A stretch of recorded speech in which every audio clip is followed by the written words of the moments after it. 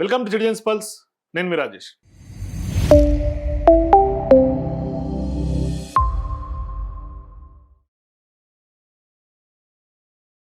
తెలంగాణ రాష్ట్రంలో రాజకీయ సమీకరణలు చాలా వేగంగా మారుతూ ఉన్నాయి. ఒకవైపు భారతదేశంలో పెద్ద ఎత్తున ఇవాళ 5 రాష్ట్రాల ఎన్నికల తర్వాత వెస్ట్ బెంగాల్లో బీజేపీ అక్కడ ఎన్డీఏ అధికారంలోకి వచ్చిన తర్వాత, తమిళనాడులో టీవీకే మెజారిటీ సీట్లు గెలిచిన తర్వాత, మార్పు కోరుకున్న తర్వాత, ఇవాళ కేరళలో యూడీఎఫ్ అధికారంలోకి వచ్చిన తర్వాత, ఎల్డీఎఫ్ మీద ఉన్నటువంటి వ్యతిరేకత యూడీఎఫ్ యాడ్ చేసుకున్న తర్వాత, ఇవాళ తెలంగాణ రాష్ట్రంలో నెక్స్ట్ టార్గెట్ తెలంగాణగా బీజేపీ రంగంలో దిగింది. BJP target Telangana. సో ఇప్పుడు ఈ టార్గెట్ తెలంగాణ నేతృత్వంలో నెక్స్ట్ నరేంద్ర మోదీ గారు మూడోసారి ప్రధానిగా అయిన తర్వాత తెలంగాణలోకి అడుగు పెట్టబోతున్నారు.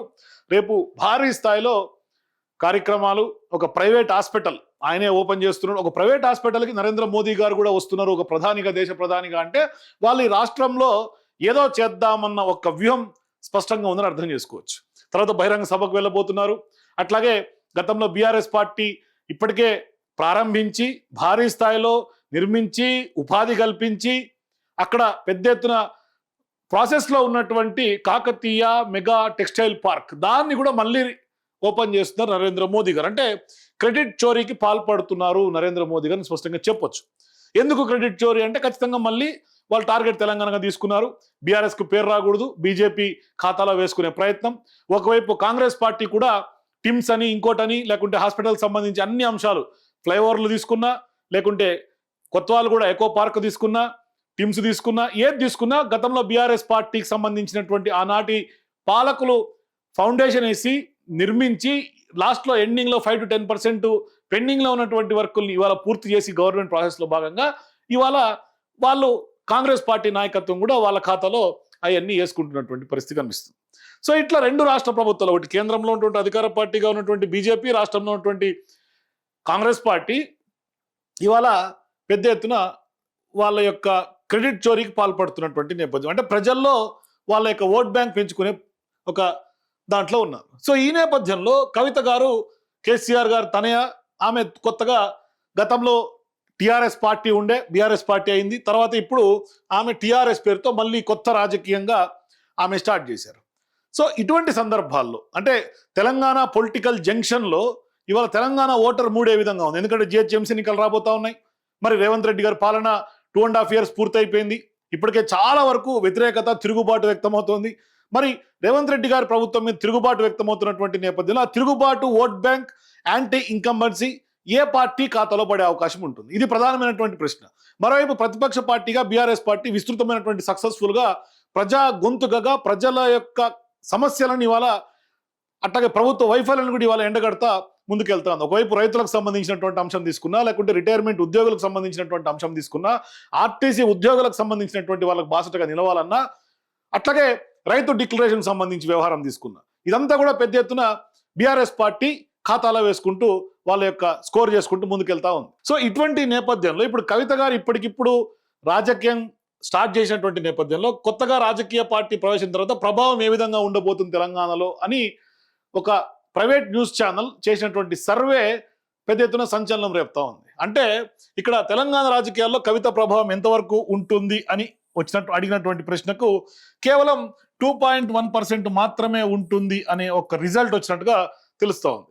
అట్లాగే కవితకు అవకాశం ఇచ్చి ఓటు వేయడానికి సిద్ధంగా ఉన్నటువంటి వారు ఎంత అంటే 0.1%. అంటే కవితకు ఓట్ బ్యాంక్ 0.1% మాత్రమే, కనీసం 1% కూడా ఓట్ బ్యాంకు ఉండే పరిస్థితి లేదు. ప్రస్తుతం ఇప్పటికిప్పుడు ఎన్నికలు జరిగితే ఏ పార్టీకి మీరు ఓటు వేస్తారు అంటే 42% బీఆర్ఎస్ పార్టీ వైపు ఉన్నట్టుగా కనిపిస్తుంది. అట్లాగే కాంగ్రెస్ పార్టీ వైపు 35% ఉన్నట్టుగా కనిపిస్తుంది. బీజేపీకి కేవలం 16%, అదర్స్ 5%, ఇంకా ఏమీ చెప్పలేమనుకున్నటువంటి వాళ్ళు 2%. అయితే ఇప్పుడు గతంలో 2023 ఎన్నికల్లో గనక ఆనాడు వచ్చినటువంటి ఓటింగ్ పర్సెంటేజ్ కనుక తెలంగాణకు సంబంధించి అన్ని పార్టీలో చూస్తే కాంగ్రెస్ పార్టీకి వచ్చినటువంటి ఓట్ అంటే ఇవాళ బీఆర్ఎస్ పార్టీకి 42% వస్తుందంటూ కూడా సర్వేలో లెక్కలు చెప్తున్నటువంటి నేపథ్యంలో ఆనాడు బీఆర్ఎస్ పార్టీకి వచ్చింది 37.3%, మాత్రమే ఆ రోజు వచ్చింది. కానీ ఎంత రేవంత్ రెడ్డి పాలనలో 2.5 ఏళ్ల పాలనలో బీఆర్ఎస్ పార్టీ ఎంత పుంజుకుందో చూడండి.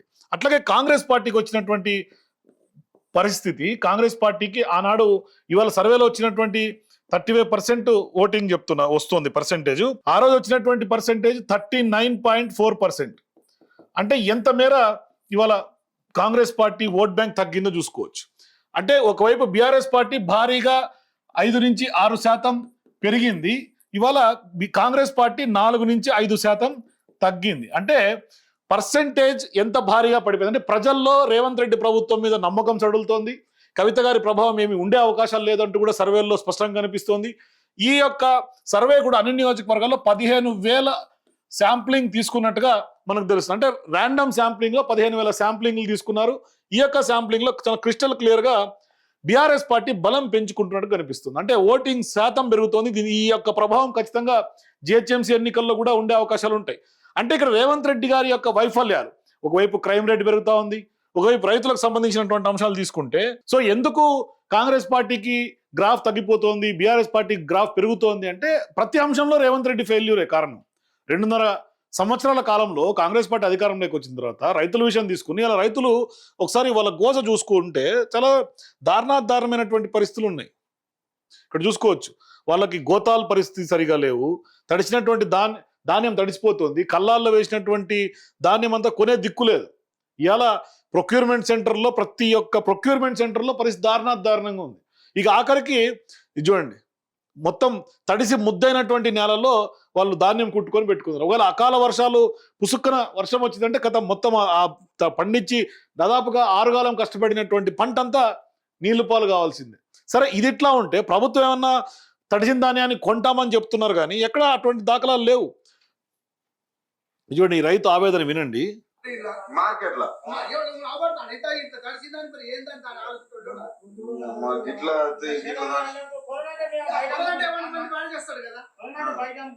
ఇది కొనంటే బయట అమ్ముకుంటాం కదా, కనీసం ఎవరు దిక్కులేదు, మాకు ఎవరు చెప్పుకుందామంటే దిక్కులేదు. మార్కెట్ కాడ ఎవరు దిక్కేలేదు. అధికారులు ఏం ఫోన్లు ఎత్తారు, అధికారులు రారు, కొనరు అనేసి ఏం చేయాలో తెలియదు. మొత్తం బురదలో పెట్టుకొని ఆడ ధాన్యం పోసుకొని తడిసిపోయిన ధాన్యంతో ఉన్నటువంటి పరిస్థితి.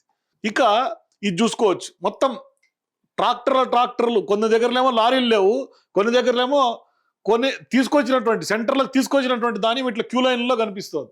మరి రేవంత్ రెడ్డి గారి మీద హోప్ తోటి, లేకుంటే వాళ్ళు పెద్ద ఎత్తున రైతు డిక్లరేషన్ అని చెప్పి రైతు డిక్లరేషన్ చేసినటువంటి కాంగ్రెస్ పార్టీ ప్రభుత్వం ఇవాళ రైతు డిక్లరేషన్ ఏమైందని బీఆర్ఎస్ పార్టీ నాయకులు కేటీఆర్ గారు లాంటి వాళ్ళు వరంగల్లో ఎక్కడైతే డిక్లరేషన్ సభ పెట్టిరో అక్కడే ఇవాళ కేటీఆర్ గారు క్వశ్చన్ చేస్తూ ఉన్నారు. దానికి సమాధానం లేదు కాంగ్రెస్ పార్టీ దగ్గర. దాన్ని ఇప్పటిదాకా ఎవరు కూడా దాన్ని కనీసం ఖండించినటువంటి దాఖలాలు లేవు. ఒకసారి ఆ రోజు రైతు డిక్లరేషన్ చూస్తే కాంగ్రెస్ ప్రభుత్వం ఏర్పడినటువంటి వెంటనే ఏకకాలంలో 2 లక్షల రుణమాఫీ అన్నారు. ఇక వెళ్ళిపోయి తెచ్చుకోండి అన్నారు. మాఫీ అయిపోయింది లోన్లు, మీరు వెళ్ళి తెచ్చుకోండి అన్నారు. ఏమైంది? ఇప్పటిదాకా అడిగే నాథుడు లేడు. అట్లాగే ఇందిరమ్మ రైతు భరోసా, భూమి ఉన్న రైతులతో పాటుగా కౌలు రైతులకు కూడా ఏడాదికి ఎకరాకు 15,000.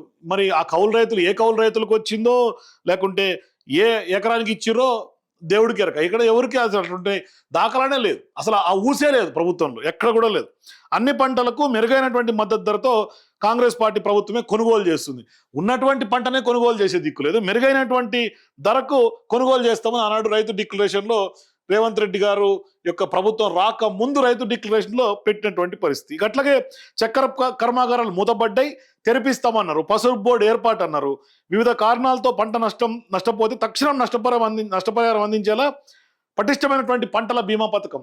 మరి ఇంత నష్టం జరుగుతా ఉంటే రైతులకి అధికారులే దిక్కులేరు, ప్రభుత్వంలో ఉన్నటువంటి కాంగ్రెస్ పార్టీ నాయకులు దిక్కులేరు. మరి ఎక్కడ నష్టపరిహారం చెల్లిస్తున్నారు? రైతు కూలీలు, భూమి లేని రైతులు సైతం రైతు బీమా వర్తిస్తాం. మరి ఎవరికి రైతు బీమా వర్తిస్తోంది? ఇట్లా చెప్పుకుంటా పోతే మొత్తం రైతు డిక్లరేషన్ అంతా కూడా బోగస్ డిక్లరేషన్ కనిపిస్తుంది. ఏ ఒక్క డిక్లరేషన్ కూడా అయినటువంటి దాఖలాలు లేవు. అట్లాగే వీళ్ళు ఇచ్చినటువంటి హామీ ఇంకొకటి చాలా క్లియర్గా కనిపిస్తుంది. వరికట ఎంఎస్పి వరిధానానికి 1,960 రూపాయలు వస్తే కొనుగోలు 2,500 అంటే ఎక్కడ ఇస్తున్నారండి?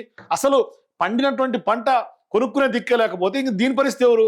ఇట్లా చేసుకుంటున్నటువంటి రేవంత్ రెడ్డి ప్రభుత్వం, అందుకనే భారీగా ఇక్కడ ఓట్ బ్యాంక్ పడిపోతున్నటువంటి పరిస్థితి. కాంగ్రెస్ పార్టీ ఓటింగ్ శాతం ఎందుకు ఇంత భారీ స్థాయిలో తగ్గిపోయి 35గా పరిమితమైంది? ఇంత భారీ స్థాయిలో బీఆర్ఎస్ పార్టీ పుంజుకుంటోంది. కేసీఆర్ జగిత్యాల సభకు వచ్చిన తర్వాత, జగిత్యాలలో జీవన్ రెడ్డి జాయిన్ అయిన తర్వాత బీఆర్ఎస్ పార్టీ వేవ్ కొనసాగుతుంది. ఇవాళ ఏ ఒక్క మూలకు పోయినా తెలంగాణ రాష్ట్రంలో తెలంగాణ అంటే కేసీఆర్ అంటే తెలంగాణ అనే కాడికి వచ్చింది.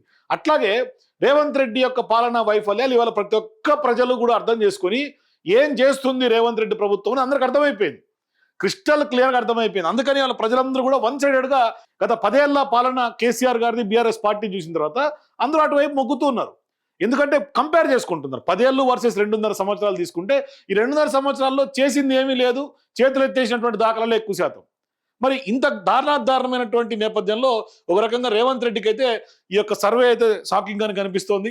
ఆఖరికి మొన్న ఆయన పేరు మీద ఆయనకి ఇచ్చినటువంటి ఇంటర్నల్ సర్వే కూడా సేమ్ ఇటువంటి పరిస్థితే, ఇటువంటి చేదు రిజల్ట్సే ఆయనకు కూడా వచ్చినాయి. మరి ప్రైవేట్ సంస్థలు చేసినా లేకుంటే వేరే న్యూస్ ఛానల్స్ చేసినా కూడా ఇటువంటి సర్వే రిజల్ట్సే వస్తున్నాయి. సో మీరు కూడా తెలంగాణలో ఇప్పుడున్నటువంటి పరిస్థితి ఏ విధంగా ఉంది రాజకీయంగా, ఇప్పటికిప్పుడు ఎన్నికలు జరిగితే ఏ పార్టీ అధికారంలోకి వచ్చే అవకాశం ఉంటుంది? మీ అభిప్రాయాల కింద నాకు కామెంట్స్ తెలియజేయండి.